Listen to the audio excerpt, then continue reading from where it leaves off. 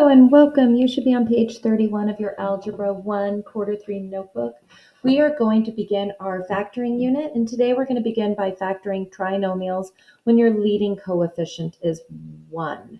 So just remember a trinomial, 3 terms. So for instance, if I had 3x squared plus 2x minus 5, there's my trinomial, 1, 2, 3 terms, and my leading coefficient is that first coefficient.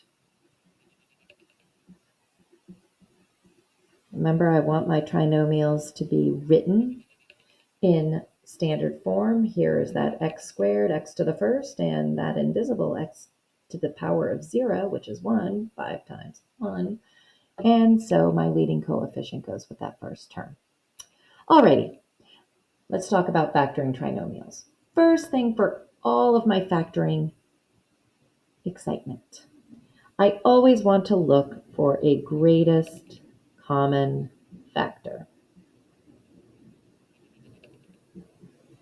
And I'm going to write that out one time and one time only. And from here on out, I will just write GCF, greatest common factor. So a GCF for my trinomials can be in the form of a number, like 2 or 3 or 4 or 5, and so on. It could also be a variable, like x or x squared or y squared, but it could also be both. I could have a common factor that is 3x or 2x or 5x squared. The key, however, is that the factor must be common among all 3 terms of my trinomial. Please remember, we can always check our answers. This is when it's going to be really handy to understand multiplying a monomial times a trinomial. Because you do that, you're redistributing the GCF back into the parentheses. And that is something we did our last unit. And you know that you have the correct GCF.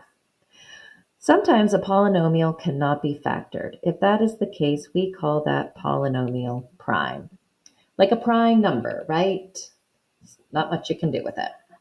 So let's take a look at these first 3 examples, and we're not going to be factoring in the same way we're going to be factoring on the next page. In these examples, we're just pulling out a GCF. What is common among this term, and this term? So I'm going to first look at my numbers. I've got a 6, a 27, and a 15. 2 goes into 6, but it doesn't go into 27 or 15. 3 goes into 6. It goes into 27, and it goes into 15. So my highest number is going to be 3 because let's look at 6. 6 does not go into 27 or 15.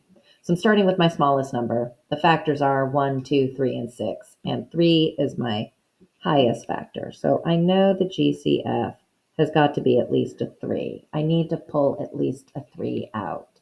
Let's see if I can pull some variables out. This has an x, this has an x, but this doesn't. So I cannot pull an x out of all of my terms. This has a y, but this term doesn't. So this is a case where my greatest common factor is a number and a number only. And when I pull the 3 out, 3 coming out of 6 leaves 2. 3 coming out of 27 leaves 9. My variables stay the same. And 3 coming out of 15 leaves 5. So I've pulled out my 3. Now I can check this. Let's redistribute back. If I redistribute the 3 to the 2x squared, I get 6x squared. That works. If I redistribute the 3 times 9xy, 3 times 9 is 27xy. That works. And then when I redistribute the 3 to the 5y squared, 3 times 5 is 15, so plus 15y squared, and look, that works. So you can see I've pulled the factor out, and I can redistribute it back in to check my answer. Let's take a look at our next example. My smallest coefficient here is a 3. And the only factors of 3 are 1 and itself, 3. Let's see if 3 goes into 21. Well, it does 7 times. And it goes into 36 12 times. So my greatest common factor is going to start with a 3. Okay, let's look at my variables. This has an x cubed. Well, I'm going to look for my lowest exponent, 1. So I can pull out my lowest exponent amount.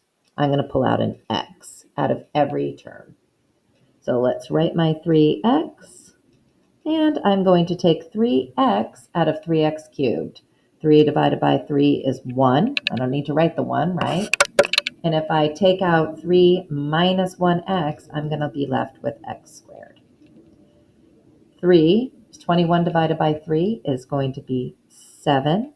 And if I do 2 minus 1, I'm going to be left with 1x. And then 36 divided by 3 is going to give me a 12. And x to the first minus x to the first, I got no x's left. When I redistribute to check, let's find out if I have 3x times x squared. Well, I know that 3 times 1 is 3, and x to the first times x squared, 1 plus 2 is x cubed, 3x cubed. That works. Redistributing my 3x times 7x, 3 times 7 is 21, and x times x is x squared. So indeed, that works. And finally, 3x times 12, 3 times 12 is 36. X. So my final term works as well. Let's take a look at our numbers in number 3. If I look here, my lowest number is -1, and I need you to know, well, that's just pretty much -1 in itself. -1 and 1, only factors, right? So I really I don't have a number here. And in fact, one thing I need to think about is I don't want when I'm factoring a -1 as my leading coefficient.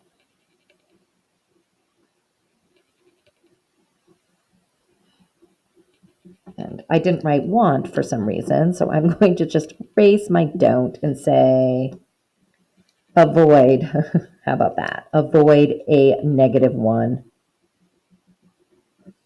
So I am actually going to factor out a -1. I'm going to pull out a -1.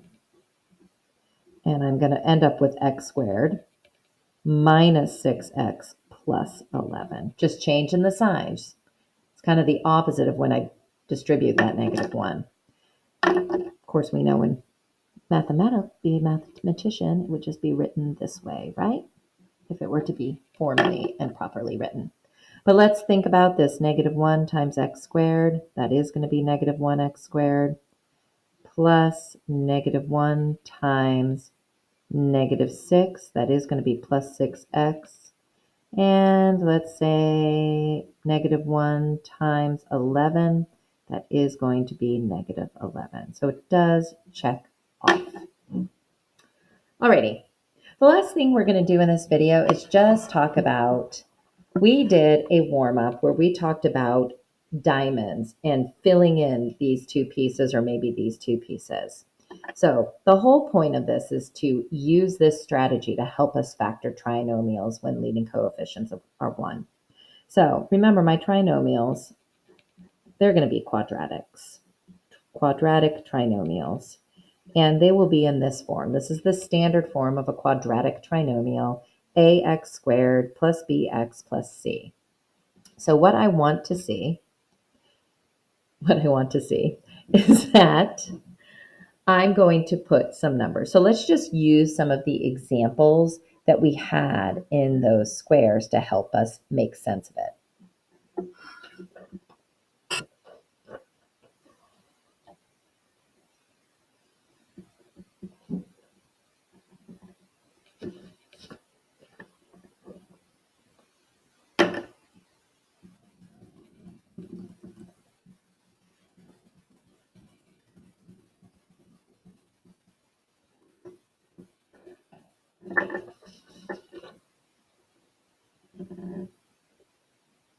They must be addends. Let's use what I mean. of the top number.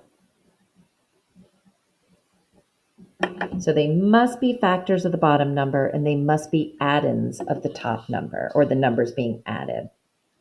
So if we use another example, let's say my bottom number is 628 and my top number is 16. Let's think of the factors of 28 first. Well, there's 1 times 28. No way I can take 1 and 28 and add to 16.